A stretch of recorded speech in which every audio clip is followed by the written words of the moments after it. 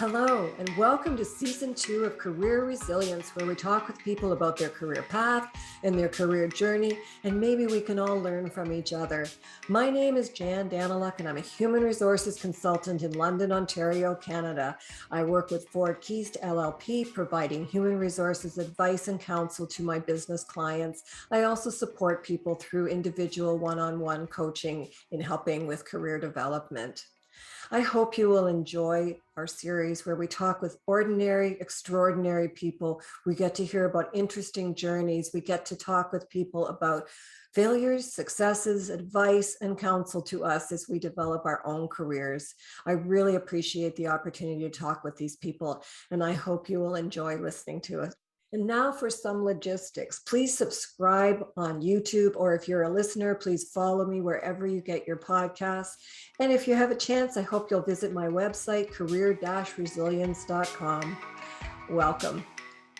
My guest today is Abbiola Ballah. Welcome to Career Resilience. We're so delighted to have an opportunity to chat with you today. So welcome. Thank you. It's my pleasure to be here. And yes, that's probably Zeus you'll hear in the back. Zeus. I like that name. So today we're going to talk about you and your resilience, and we're going to talk about your work related to diversity, equity, inclusion, which is also referred to as DEI. So that we'll shorten it probably to DEI as we chat. Abbiola, let's start with where you're located. Where are you? I am currently located in the beautiful Twin Island Republic of Trinidad and Tobago. So I'm actually on the island of Trinidad. So it's two islands. So. And is this where you were born and raised? Yes, I grew up here. I was born and bred here. I left when I was 17 and I spent a lot of time outside of my home country, but it's always home. It's always home. So what's the culture like? Oh, very unique is one word that comes to mind when I think about culture. We are a very multicultural society here in Trinidad, and we celebrate everything and everyone. We just had Carnival over the last couple of days. And that's one of the, most joyous times of year where everyone just kind of comes together and just, yeah, it's a little different, right now, but it's still that time where you feel it in the air, you feel it in the vibrations of the country. Music is a big part of our culture as well. And during this time, a lot of our local music, calypso, was born here. Soca music was born here, and also the steel pan, or some people say steel drum, was born here in Trinidad. So you chatted a little bit about the culture. What's an interesting fact about you as a citizen of Trinidad and Tobago? That's a really interesting question, and I think it's always something difficult for me to answer because, yes, I am a citizen of Trinidad. This is where I was born. It is my, as you would say, passport country, but the majority of my adult life, I've lived outside of Trinidad. So I've lived in the US for a long time. I've lived in Japan for over 10 years. I've lived in Belize. So all of those places are a part of me, yes, and make up who I am as a person. So I think that's the most interesting thing about me as a citizen, because I'm not just a citizen. Technically, yes, I'm a citizen of Trinidad, but I'm a citizen of the world. That's right. You're an amalgam. Yeah. So I have to ask you, what was it like to live in Japan for 10 years? It was interesting. It was definitely a big part of my life happened in Japan. Like, I grew up in Japan. Yes. Right? I became like an independent adult in Japan. I found my career in Japan. Um, and I think Japan would always hold a special place in my heart because just so much of it, so many of the mannerisms, the language, the culture has, you know, has become a part of who I am today. Yeah. Yeah, I bet it was interesting. What made you decide to live in the States and live in Japan? And I think you said Belize as well. What made you Yeah. decide to make those moves? I mean, so I grew up in a family that has always traveled. Mm. We've been privileged enough to always travel.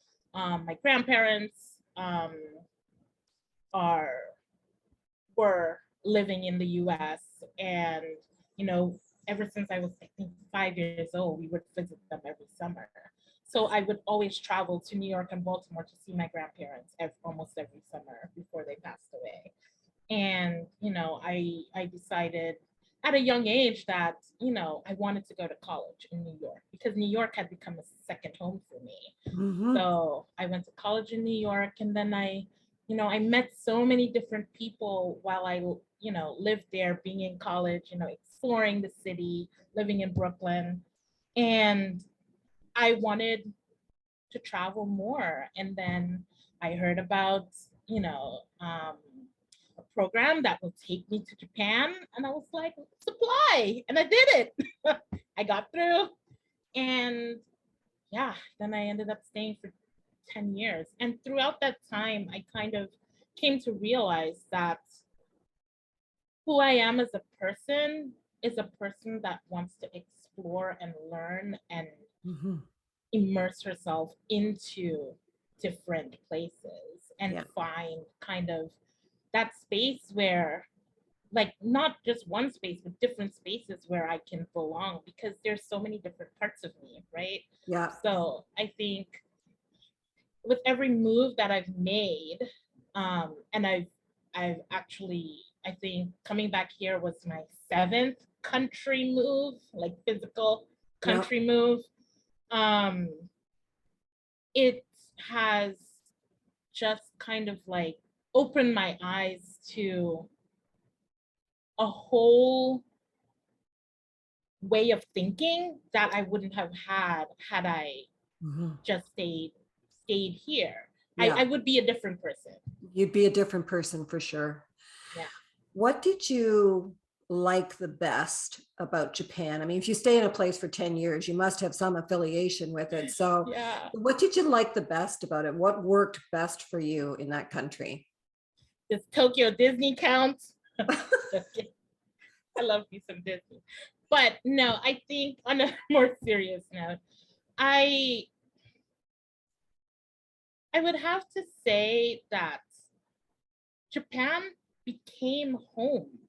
Like, it's really hard to pinpoint that one thing, because after you stay in somewhere for more than 3, 4, 5 years, it Mhm. just becomes so normal to you. It becomes your Yes. home. And because it became my home, it also, the people who were my friends became my family Mhm. as well. So I think it really wasn't just one thing. I mean, yes, I love the food, I love the culture, I love the language, I love all these different things, but it's really, I stayed that long because it became home, and also because my career was going where I wanted it to go while I was Yeah. there. So Yeah. that became a part of it too. So let's switch over to education and career. Yeah. What education did you pursue? So a couple of things. I did my bachelor's degree in communication arts with film and broadcasting, and I worked as a producer for edit. I worked as an editor, video editor, and as a television producer here in Trinidad for about a year. And then when I moved to Japan, I was teaching, and I realized, okay, I kind of want to pursue this. So I did my master's degree, um, distance learning from the University of Leicester in the UK in applied linguistics and TESOL, which is teaching English to speakers of other languages. After a while, I realized that, you know, I started doing more, not just teaching, but also university counseling and working in that more international education field. And I wanted to get a little more practical knowledge in that area. So I actually, when I left Japan for California, and I went to Middlebury Institute of International Studies, where I did a second master's degree in international education management. So that's kind of what my trajectory education-wise. Yeah. So at some point in your career, you transitioned to a specialty within diversity, equity, and inclusion, DEI, or is this a side piece? Or so DEI has always been something that has run through everything I've done. I just did not know what to call it until I was doing my master's in international education management, and I took that DEI class, and I was like, oh wait, this is what I've been basically doing, and infusing into the curriculum that I've been developing for my classes and for my programs that I was running. So it has been something that over the past 16 plus years has been a part of who I am. But it was really great to actually put a name to it. Yeah. when I got to Middlebury Institute, and through that I kind of continued along the lines of looking at it from the perspective of program design and assessment, and also from not only looking at it through higher ed, but also from social impact organizations and social enterprises. What was sort of the trigger point that drove your interest in DEI so that you decided to move more into specializing? So I would say that it really came from my experiences being a person living outside of her country. Being always the other in a room, right? The only one in a room, right? In rooms, and also feeling in some spaces that I wasn't being included, right? Or that or there was just a lot of, unconscious bias against me, or people would look at me and just see one thing and things like that. So a lot of it had to do with my experience. And I think I always, as a teacher, and I'll talk about that kind of part of my career, as a teacher, yeah, I always wanted knowing how I felt in some spaces, I always wanted my students and the participants in any programs I ran to feel like they were a part of it, that they were welcome in this space, and not just in the, like we all say, oh, you're welcome here, but are you really, kind of thing. There's still that question mark about it. I didn't want it to be that. I wanted them to actually feel that they were welcome in this space. So I put a lot of time into creating curriculum and designing programs that would ensure that they would have, they would be able to show up as their whole selves, right? Every part of them belonged there, and they were able to share as much and as little as they wanted in those spaces, right? Yeah. So that's kind of it wasn't, I don't think for me it was just one thing. I think it was more a combination of experiences. And now, as an entrepreneur with my business, I kind of came full circle back to diversity, equity, and inclusion, to DEI, because it wasn't how I started my business. It was something I kind of hid from in the beginning because, I was like, is this what I should do? Is So that what what did my you business should initially? be about? Initially, I worked with teachers, helping them to, especially new teachers, helping them to create lesson plans for their students, especially those who were ESL teachers, English as a second language teachers. And then I moved more into the curriculum and program design portion, where I created curriculum for online business owners. And as much as I loved creating curriculum and doing it, it wasn't, something still didn't feel right. Yeah. There was still something missing. And even from the beginning, like, I would always talk about belonging and making sure your curriculum was inclusive and things like that. And then I'm like, I don't want to create curriculum. I want to help these business owners to create these inclusive programs. Yeah. On a whole. I need to focus in on that. I wanted to ask you, Abbiola, it doesn't occur to me as a white woman to think in terms of showing up as my whole self.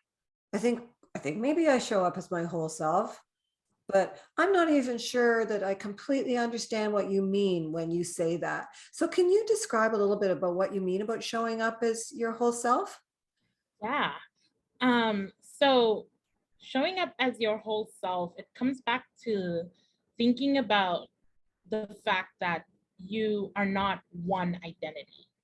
You are made up of unique identities. And they're all intersectional, meaning some of these identities are privileged and some may have been discriminated against. So if you think about yourself, and I'll use me as an example, I'm not just a woman of color, right? Yes, I'm a cisgender woman of color, but I'm also plus size. I'm also educated. I also speak 3 languages. I also am able-bodied. I'm also neurodivergent. All of these things make up who I am as a person. And when you enter into a space, whether it be the workplace, whether it be a membership community, a yoga group, anything, right? All of these parts of yourself are coming into that space. All the components. All the components of you are in there. Right. So yeah, that's what I mean by showing up as your whole self, knowing and acknowledging that you're not just one thing. You're not just your race. You're not just your gender. You're not just your sexual orientation, right? There's so much more. And, even to add to that, your learning, how you learn is also a part of it, things like that. Okay. I guess I just don't think in those terms, but in the work that you do and the life that you've led, you've needed to think in those terms. Yeah, exactly. Yeah. Exactly. And I think, as you said, most people don't think in those terms. And that's one of the things that in my work, I help the business owners and founders that I work with to start thinking in those terms and to start seeing how can we put practices in place that can actually let people show all of their unique identities or feel brave enough to do so, right? And how does that help the business in terms of, it used to be, not so much anymore, thank goodness. It used to be you sort of left yourself at the door. and you came in and you did the job, and you were very much encouraged just to leave yourself at the door. But what, I don't think that's the case anymore, but what can businesses do that sort of take advantage of the, you know, components, all the many things that make up our wonderful selves? So everything is specific to your business and your situation. One of the things that I always say first when, you know, prospective clients or anyone comes to me is that you need to remember that inclusion is not cookie cutter, right? I'm not going to be able to give you a checklist that you can be like, check, check, check, I'm inclusive, whoop, whoop. No, it's not going to happen. It's not going to happen like that. One of the things about inclusion and working in this space is that it is an ongoing process that you have to be committed to, that it has to be a part of your values, right? Is this what you really want your to be at the forefront of your business? Is this something that is a priority for you? Because if it's not a priority, you're gonna do the bare minimum and be like, okay, yay, we have gender neutral bathrooms. We ask people to use pronouns on the Zoom. We, you know, we say, hey, we put out a statement, okay, we're done. But no, you're not. How actually those things are really just signals to say that, hey, we have some inclusive things in here. But what you're trying to do are have practices. And the practices come from the training, the processes, the policies that you're actively introducing and upholding. You're taking action on these things in your group, right? And this is the part that really kind of gets a lot of people overwhelmed. A lot of business, especially, you know, entrepreneurs, right? You're solopreneur, you're just you. And so these are the people I usually work with. And it's like, how am I going to be able to do all these things, right? And I always, it's not about being able to do everything. It's about being able to, I would say progress over perfection, right? So able to take one step at a time and be able to break it down into small steps that you can, keyword, commit to doing. Yeah. So right? one of the questions I was going to ask you was, what is an inclusive signal versus an inclusive practice? And I think that's what you're talking about, because that really jumped out to me. So an inclusive signal might be saying it's important to reflect the communities we serve. But then the much harder thing is the practice that says we're reflecting the communities we serve. Exactly. Yeah. Exactly. And that's so challenging. Mm-hmm. And it is. And, you know, I think that's why so many people get overwhelmed, because one of the things, you know, I hear a lot is, I want to do something, but I don't know if it's the right thing, or I don't know if I should, or am I the person to speak on this? Am I like, what should I say something, you know? Yeah. A lot of people have questions, and they are valid questions. And that's what I work to help you kind of own and break down. And we try to find the way forward from those questions. What is the first small step you're going to take? You know, one of the things that I said at one point was, this is so embarrassing actually, is if we could just all be kind to each other and just, you know, recognize each other's strengths, and then we just all go forward together. And that evidently is extremely naive on my part. And I've mentioned it a couple of times because, I find it embarrassing that I'm that naive. Do you find that naive as well? I think, Jan, I wouldn't say naive. I think it's just it kind of comes from, the saying, why can't everyone just get along? Exactly. Right? It comes from that feeling, right? Yes. And I think even right now, where we are in the world, I think Yes. we're all probably in our heads. We're like, oh, can't everyone just get along for like 2 seconds, please? Yep. Like it's human nature to think like that, right? Just like it's human nature to want to belong, right? I think it's a part of that, but I think what it is knowing that's how you're thinking. And if you know that, okay, this is how I'm thinking, but this how I'm thinking right now isn't helping. So what do I need to shift in order to be able to do something that will help? Yeah. Yeah.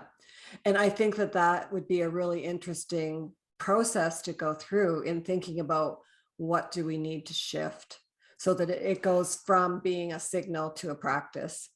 Exactly. Yeah. Yeah. Got it. Okay. So I wanted to ask you, in terms of your business, what is your business model? How you're a coach, and so just tell me a little bit about you you're a solopreneur, right? Yes, I am a solopreneur. Phern Education Studios is all me, with the help of my sister sometimes. Yeah. But it's basically all me. So yeah, I title wise, I will consider myself an inclusion trainer. So what we do right now is we run workshops and trainings um, to help guide online business owners and founders through that process of building inclusive practices into their programs. So really, and also helping them to take action. So in terms of your business and helping companies and small businesses take from signal to practice, really like that, because I can get my head around that. Because if they're signaling, that shows an interest. And if they talk to you, then they want to figure out how to do this as a practice. Do you have clients from various countries? Yeah, so currently I have worked with clients from various countries. The majority are from the US, but I have worked with clients from other countries too, and I'm hoping to work with more from other countries too, because I think it's, for me, I come at this with the unique perspective of someone who has lived internationally for so long that I think I definitely bring a different viewpoint, whereas so many others, it can be very US centric or it can be very UK centric, right? But my work is really steeped in that idea of intersectionality and in that idea of it being thinking about people in your programs who are international as well, right? That's a big part of who someone is when they're coming into a program. So yeah. Yeah. And what are the unexpected challenges you have found in being a solopreneur? A lot. When I first started, I didn't realize how important, and I would say this, a good therapist is for an entrepreneur. Yeah, it's very true. Yeah. Yeah, because I think that when you're a solopreneur, you're everything. Yes. You're every job. Yep. Yeah, and it's been a learning curve. I've spent so many years, studying to be good at what I do. Like I'm good at designing programs and curriculum. I can teach, I'm good at what I do. Yep. And it was such a learning curve when I'm like, oh, right. Now I have to think about the finances. I have to think about budgeting. And I've done that for organizations, but not in a way that it was all on me. Yeah. Right. But now it's all on me. And also the decisions are all on me. I have 3 questions that I'd like to ask you. Yeah. And the first has been, what was the best career advice you received? Yeah, so I thought about this, and I've received like so much advice over the years, like for the different iterations, right, of my career, Yes. But thinking about like this season of my career as an entrepreneur, there are two pieces of advice that I've gotten that have really helped me to like move forward. And one was from my business coach. Her name is Brooke Monahan. And she encourages you to break the rules of entrepreneurship. So she always says you don't have to do things the way everyone else is doing it. You can do it your way. You can break out of that, entrepreneur box that you in. You can experiment, and there's no one right way to do things. And that always sticks with me because that's how I want to do things. I'm a rebel at heart, right? I want to break out the box and do things my way. I realize trying to do things just like everyone else doesn't work for me. I need to do it my way. So that's one. And the other is actually a friend and colleague of mine. She is a brilliant strategy consultant, and her name is Monisha Bajaj.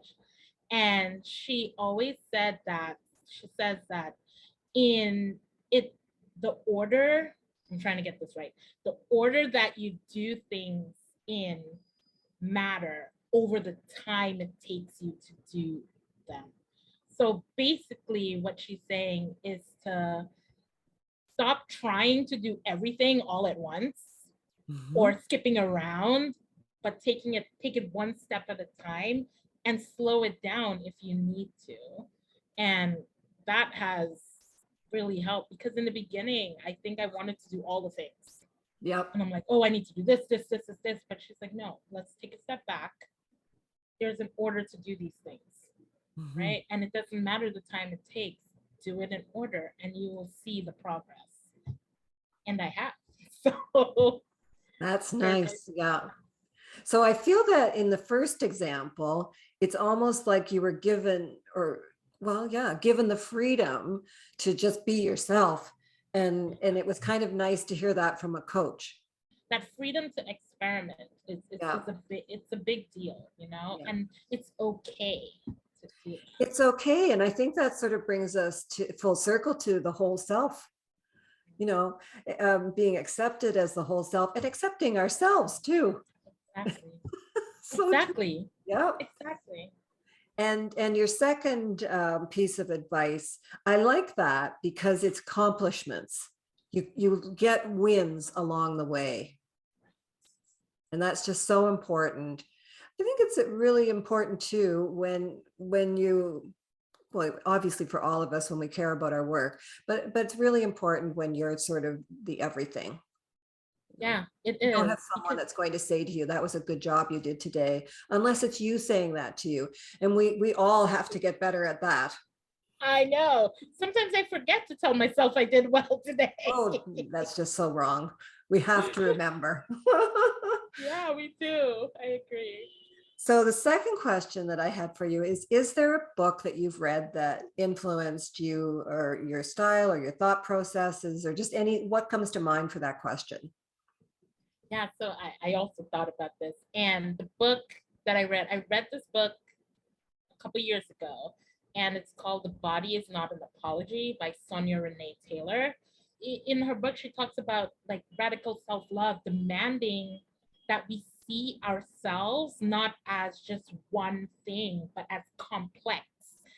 We see the intersections in ourselves and in others, and we create space for those intersections in ourselves and in others. So it's also a big part of the work I do now. I didn't know it then that it would be, but it's also a big part of the work I do now. And I remember reading that book and just like every like 5 seconds, like posting on my stories and Instagram, telling people, you have to read this book because I really enjoyed it.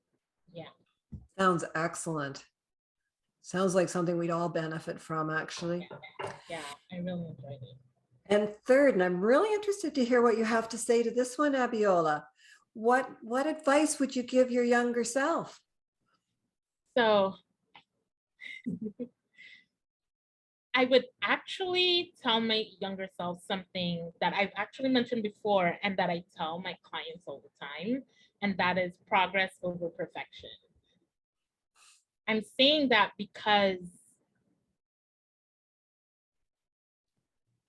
a lot of the times growing up, what I focused on was getting that accolade, getting that degree, getting, perfect 4.0, making the honor roll, making, graduating with distinction.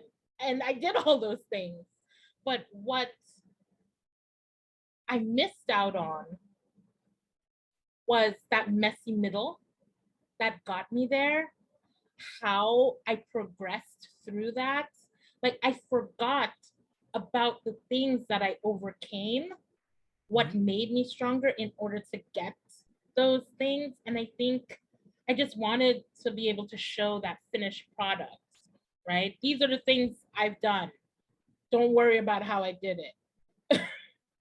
Right? And it's not, but now I know that there is actually beauty in that messy middle and in the progress that you make for your that you go through, that as you kind of hit those different milestones in your life, and if you're not really focused on that but only that perfect score, you miss half of it. So, right? So when here we are talking to your younger self, we're talking to Abbiola, and you're saying to her, you know what, I'm just so proud of you for what you accomplished in terms of certainly education and the bravery it took to, wander the globe and live in different places. So that's, I'm so proud of you part. And the other part is maybe embrace a little bit of that messiness. Yeah, embrace it. Like, yes, it was hard, but also don't hide it. Don't hide from it. And also don't hide it from others. Yeah. Because I think younger Abby did a lot of that. And now, this whole entrepreneurship thing is, saying, woohoo, we're here. Yeah. Yeah. Messy middles are coming back. Messy Let's middle. deal with them now. And that's okay, because I think that's a good thing, because now I feel like I am becoming more present in the day-to-day, in the experiences that I'm having. Versus, are you still a perfectionist? Oh yeah. I mean, in some ways, yes. I mean, I'm a work in progress, Jan. Work in progress. Aren't we all?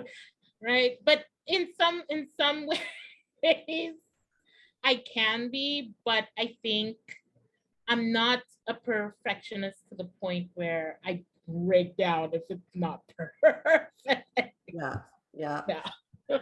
The advantage of living and evolving.